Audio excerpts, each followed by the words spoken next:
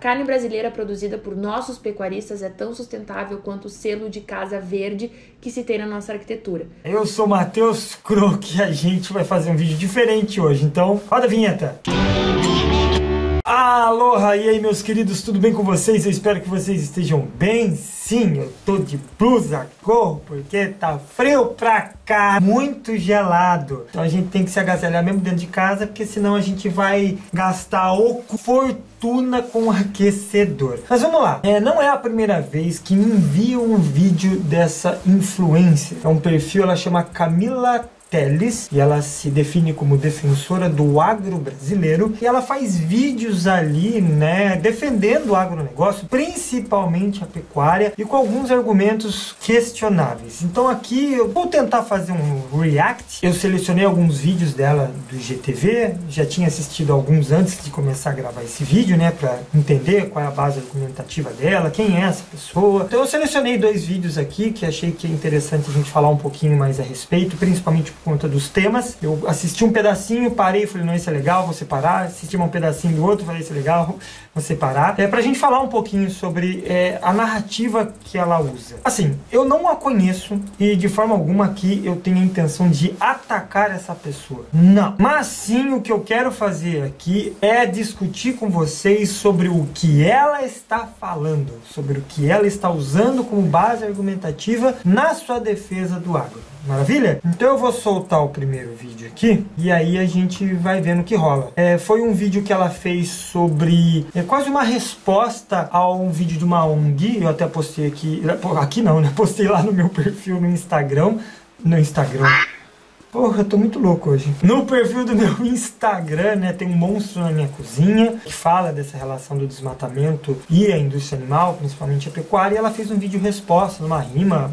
A rima em si ficou muito bom, mas o conteúdo, as informações que ela dá, a gente precisa analisar com mais cuidado. Tem um monstro na minha cozinha, mas permitam a correção. Tem na escola, tem na rua, tem no muro com a pichação. A pichação? Ele assusta quem não entende. Quem gosta de lacração? Acho que ainda não apresentei ele. O monstro da desinformação. Na escola falam que o agro é vilão, mas na hora da merenda ninguém pensa de onde vem o pão. Cafezinho antes do sinal tocar, conversa daqui e de lá. Poxa, professora, vem aqui na fazenda me visitar. Vamos dar a primeira pausa. Por aqui? Bom, primeiro assim, ela sempre usa nos vídeos dela uma abordagem muito característica, né? Ela faz essa falácia do apelo à emoção. O argumento ad passiones, ou apelo à emoção, é justamente tentar validar alguma ideia usando sentimentos ao invés de evidências e argumentos. Tipicamente, na ausência de evidências, manipula-se os sentimentos alheios para fazer valer alguma narrativa. Ela usa, assim, uma falsa equivalência. Ela tenta ali equiparar o pequeno produtor, por exemplo, aquele que realmente planta vegetais, tubérculos, né, verduras aí para alimentar seres humanos.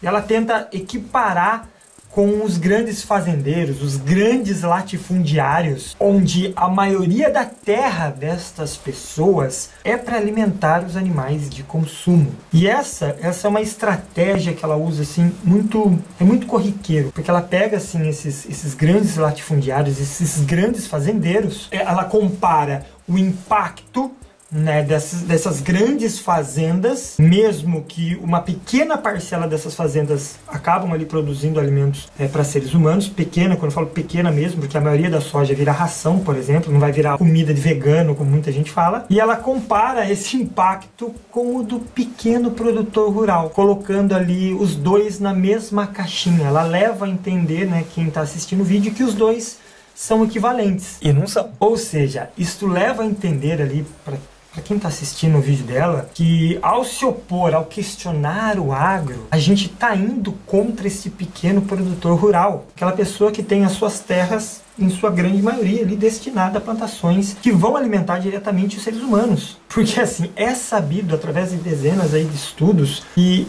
essa criação de animais, eles acabam consumindo muito mais recursos em níveis proteicos, nutricionais ou até mesmo de terras. Eles acabam consumindo muito mais o que eles devolveriam para os seres humanos ali na forma do bife, na forma do leite, na forma de produtos animalizados. Só para você ter uma ideia, segundo o Soya Center, que é um instituto que acompanha há mais de 30 anos essa questão do consumo, né, o que consome, o que devolve ali, uma vaca leiteira, quando recebe 100 gramas de proteína vegetal, ela vai retornar no leite cerca de 23%. Fora a carne bovina, que retorna 7 gramas de proteína das 100 investidas. Então, se a gente parar ali para pensar, esses alimentos animalizados, como diria a professora doutora Sônia Felipe, eles não são o modo mais eficaz de agregar proteína no organismo humano. Porém, é sim um dos modos mais eficientes de enriquecer grandes empresas que dominam o mercado de carne e laticínios ao redor do planeta.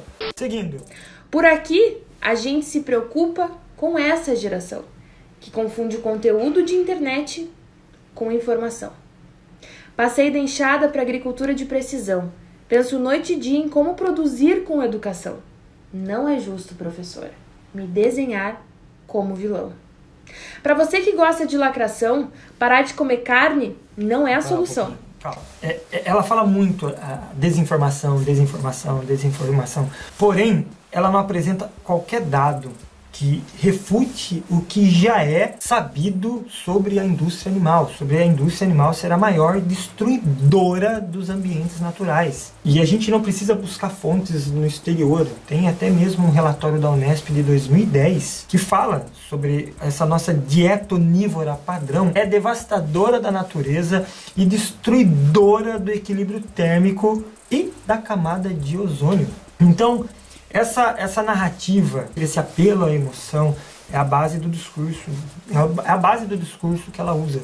Porque ela coloca ali a merenda escolar, o cafezinho, como se a gente precisasse ou dependesse exclusivamente desse modelo que a gente tem agora e está sim destruindo o meio ambiente, onde a gente tem os fazendeiros e grandes latifundiários. A gente necessita desse modelo para a gente continuar tendo o pãozinho, o cafezinho. Novamente, levando quem está assistindo o vídeo dela a entender que ser contra esse modelo é ser contra a merenda escolar. Então ela faz essa falsa ligação entre esses dois assuntos. Olha, se você é contra o agronegócio, então você está colocando em risco o pãozinho da merenda escolar ou o seu cafezinho. Pois é sim uma falácia lógica, equiparando duas coisas que não são equiparáveis. E esse tipo de abordagem na defesa dos argumentos dela é uma base rotineira. Ela usa muito e tem muito efeito. A pessoa fala, caramba, mas eu não sou contra o pãozinho da merenda, eu não quero ficar sem o meu cafezinho, deu para entender? Então, quando ela usa essa abordagem, né, da simplicidade, da criança na escola, falando para o professor, ó, professor, vem me visitar aqui na fazenda para você ver,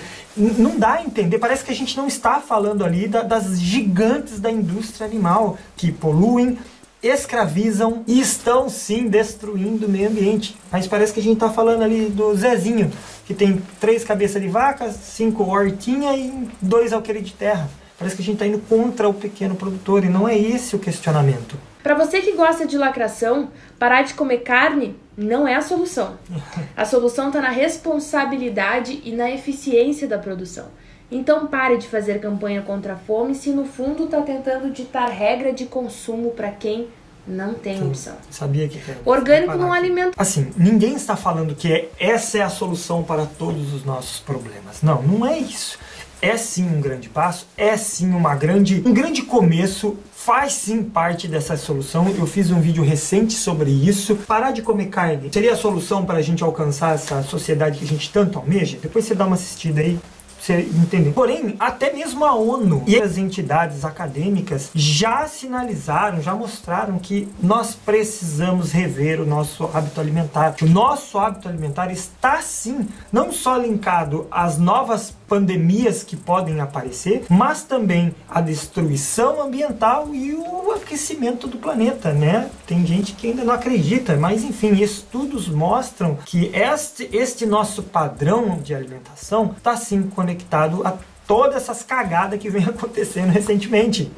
e que a gente precisa mudar. E é interessante quando ela expõe, né, de uma forma negativa, tem que saber diferenciar o que é conteúdo de internet e o que é informação, uma vez que ela está produzindo conteúdo de internet, né? Então assim, a gente não pode esquecer que essa nova geração, que nesse ponto ela fala corretamente, que está ali corretamente no sentido que está conectada, procura muita coisa na internet, a gente não pode esquecer que é assim hoje. Esse mundo virtual, ele tem sim um grande peso na formação de opinião e ele é, se você souber procurar, sim, ele é uma fonte de informação, porque ele tem um grande impacto na disseminação, inclusive de fontes acadêmicas, artigos científicos. E aí a gente vem com aquele argumento de que você está, cadê? Aqui, né? Você está ditando regra para quem não tem opção. Como assim ditando regra, né? Parece que a gente que defende essa ruptura desse sistema ou que questiona o agro está obrigando as pessoas a fazerem alguma coisa. Ninguém está obrigando a pessoa a parar de comer carne. Mas nós estamos sim mostrando as consequências de financiar esse sistema.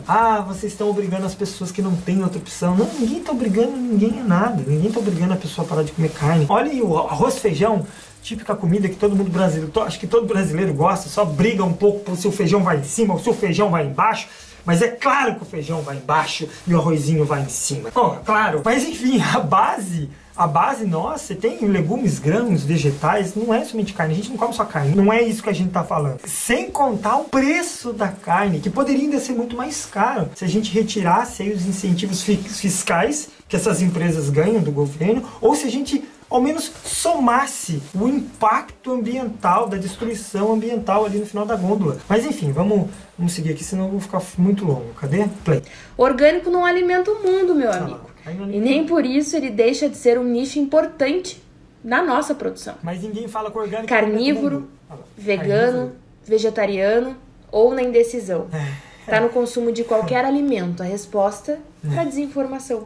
Então, no vídeo da ONG aparece a apelação. Calma, vamos com calma. Primeiro, né, esse é o clássico carnívoro. Nós não somos carnívoros. Os seres humanos não são carnívoros. Não é porque a gente tem a capacidade de digerir algo que nós temos a necessidade de ingerir aquele algo. Não é porque a gente consegue digerir a carne que a gente necessita da ingestão da carne para ter uma vida saudável. E novamente, não sou eu que estou falando isso. Estudos comprovam que você pode ter uma vida saudável com uma alimentação de base vegetal. Inclusive, no Brasil é reconhecido a dieta, mesmo o veganismo não sendo dieta, mas é reconhecido aí a dieta vegana como algo saudável para qualquer fase da sua vida. Então, assim, onde está essa desinformação? Aonde? Qual a desinformação?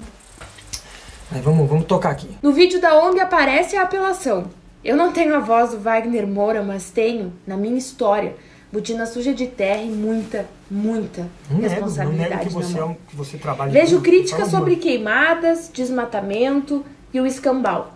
Quero saber quem aqui foi ajudar a apagar o fogo que acaba com o sustento do produtor rural, que está lá, lutando contra o fogo sozinho, porque está sendo confundido com criminoso ambiental. Novamente, tá vendo? Faz essa ligação do pequeno produtor que está ali sozinho e está tendo o seu 3 alqueires de terra queimado com grande latifundiário, o qual órgãos fiscalizadores ambientais já comprovaram que eles tacaram fogo no Pantanal. E ela usa essa falácia lógica do... E você? O que você fez para pagar? Então, assim, uma coisa não justifica a outra, né? Não tem nada a ver, porque, assim, não é só porque eu não consegui ir até o Pantanal para ajudar a apagar o fogo, que eu não tenho direito de cobrar, né, uma punição aos responsáveis. Volto a dizer, os quais a própria PF já viu, né, levantou provas suficientes que são os próprios fazendeiros que colocaram fogo ali. Já tô indo pro final, mas antes presta atenção. Okay. Quem critica a transgenia não entende que, na verdade, ela é uma solução. A ideia é basicamente produzir com mais eficiência para alimentar o crescimento da população. E olha que eu nem falei da ideia de não ter nenhuma árvore no chão. Bom, parei aqui de novo. Mas, desculpa se esse vídeo ficar longo, tá bom, gente? Vamos lá. Isso é verdade. A transgenia é assim para aumentar a produção, aumentar a eficiência, para atender a demanda, né? Essa demanda desta população. Mas essa população não é da população humana. Assim, para alimentar essa demanda, esse aumento da demanda de uma população de animais não humanos. Porque a gente sabe, tem estudos aí que mostram que se a gente reduzisse 75% das terras utilizadas pela indústria animal, pegasse o que restasse aí e utilizasse para plantar coisa, para alimentar diretamente seres humanos, a gente alimentaria todo mundo. Isso fora os impactos que essas plantas elas causam no meio ambiente, nos polinizadores e no uso de agrotóxicos. Então aqui eu não tô transgênico, croco, você tá... Eu tô falando assim, só existe porque nós precisamos aumentar essa demanda, essa eficiência de produção. E essa eficiência de produção, ela não vai ser para alimentar os animais humanos, e sim para alimentar animais de confinamento. Ou seja, se a gente não tivesse esses animais de confinamento, será que a gente precisaria dessa transgenia? Deixo a pergunta para vocês. E o outro vídeo que eu separei aqui, eu assisti 15 segundos dele, eu achei que seria legal. Eu vou colocar aqui pra gente fazer, olha, voltando a dizer, esse não é um vídeo produzido, não tem roteiro, não tem nada. Eu vi que daria um vídeo legal pra gente conversar, e eu liguei a câmera e tô falando. Eu já assisti alguns vídeos anteriores dela, dei uma passada ali no IGTV, novamente, né, pra entender a narrativa dela, pra gente conseguir, né, ponderar alguns pontos. Mas quem sabe, se vocês quiserem, mais pra frente eu faço um vídeo um pouco mais completo, né, trazendo mais fontes, trazendo mais referências. Deixa aqui nos comentários e a gente faz um novo vídeo. Vamos lá, deixa eu dar um play aqui. Esse é sobre o consumo de água. A pecuária gasta muita água? O espaço aqui para perguntas no meu Insta, o pessoal pede para eu falar sobre o uso da água, né, para produção de alimentos e, claro, principalmente o uso na pecuária. Por isso eu montei esse vídeo aqui com a Crimática, a Associação dos Criadores de Mato Grosso, para esclarecer um pouquinho sobre esse assunto com bastante informação. Porra, será que vai ser parcial o vídeo? Ela já se mostra que ela não é imparcial. Tudo bem, isso é fato. Eu sou defensora do agro. Não tem a hipocrisia nem a contradição nessa parte. Mas, poxa, ela montou um vídeo falando sobre o consumo da água e ela só pegou os criadores de ti do Mato Grosso, sabe? Então... assunto com bastante informação. Então vamos lá. Em uma pesquisa que, por sinal, não condiz com a verdade, que foi muito divulgada aí nos veículos há bastante tempo, se falava em 15 mil litros de água para produzir 1 quilo de carne, ou ainda que para produzir um hambúrguer se gasta 2.400 litros de água. Mas o que a maioria das pessoas não questiona isso em várias coisas é justamente a procedência dela. Calma. Primeiro você falou que essa pesquisa não tem fundamento. Tá. Você precisa mostrar os dados que mostram que essa pesquisa não tem fundamento. Eu não posso vir aqui e falar para você, olha, essa pesquisa aqui não faz sentido. O que me embasa a falar que essa pesquisa não faz sentido, né? Então, calma, vamos com calma. Vou voltar um pouquinho aqui. Mas o que a maioria das pessoas não questiona isso em várias coisas é justamente a procedência dessa informação. Qual foi a metodologia utilizada para que se chegasse nesses números que inclusive são bem altos, né? Ó, o que ninguém falou foi que a água que seria utilizada no estudo como parâmetro é a água oriunda da chuva. Sim, a chuva, aquela que faz com que a água penetre o solo e irrigue as nascentes. Então pensem comigo, como que a chuva poderia ser contada como água que vai fora ou ainda gasta-se quando a usamos para produção na pecuária, ela é reutilizada? Não faz sentido, né? Então vejam, você está construindo a sua casa e você coloca no projeto a utilização de água proveniente das chuvas para o seu abastecimento. O que você faz? Reutiliza a água, certo? E com isso, inclusive, você pode até possuir um selo aí de casa sustentável. Agora a gente vai voltar aos estudos. 94% da produção que o estudo diz que precisam de 15 mil litros para ter 1 quilo de carne é de água proveniente da chuva. A mesma chuva que confere à casa o selo de sustentabilidade. Não, calma. Deixa eu parar um pouquinho, senão eu vou perder um pouco o fio da meada. Então, vamos lá. Novamente ela fala da pesquisa, mas ela não cita qual estudo que refuta essa pesquisa. Segundo, a gente está comparando, deixa eu ver se eu entendi, a gente está comparando o consumo de água de coleta de chuva de uma casa com a água utilizada pela pecuária. Sabe? Isso não faz sentido, isso é injusto na verdade, porque são proporções totalmente diferentes. Tem um abismo gigantesco nestas quantidades e principalmente nos seus fins. Porque essa água que ela fala que é de chuva, ela sim vai cair no solo, ela vai alimentar os lençóis freáticos, que vão ali alimentar as nascentes, rios, alimentando, e por aí vai. É todo esse sistema do ciclo da água, né? Então existe sim um impacto na utilização deste recurso, desta água, independente se ela é da chuva, se ela é canalizada, se ela é do rio, existe um impacto. O que a gente não pode comparar é o impacto e os seus fins de uma casa, onde pega essa água da chuva para ali, né, ser utilizada pela família. Não pode comparar esse impacto com a utilização da água utilizada pela pecuária. São números assim totalmente bizonhos de diferentes. Sem contar que existem muitos fazendeiros que acabam desviando, né, percursos do rio, colocando dragas e bombas ali na margem dos rios para levar águas para suas lavouras. Lavouras essas que, repito, em sua gigantesca maioria, vai produzir alimentos para animais não humanos. Da chuva, a mesma chuva que confere à casa o selo de sustentabilidade. Vocês perceberam os dois pesos e as duas medidas aí? Percebi. O ciclo da água é algo extremamente natural. Sim. Então 94% dessa produção é uma produção o quê? Sustentável, pois ela vai voltar para os céus através da evapotranspiração. Tá. Quando a gente ouve que é utilizado 15 mil litros de água... Pera um pouquinho. Olha, aqui, gente, eu não estou atacando essa pessoa de forma alguma. E nem as fontes dela. O problema é que ela não traz fontes. Ela não traz fontes dos dados para confirmar o que ela está falando aqui. Isso não faz sentido. Porém, mesmo se ela tivesse uma fonte a ser apresentada, a gente teria que ver com muito cuidado essa fonte, porque ela defende essa produção sustentável da indústria animal, baseando no, mas essa água já ia ser utilizada mesmo. Mas esse não é o questionamento. O questionamento não é se ela ia ou não ia ser utilizada, se ela veio da chuva, não é esse, mas sim aonde ela está sendo utilizada.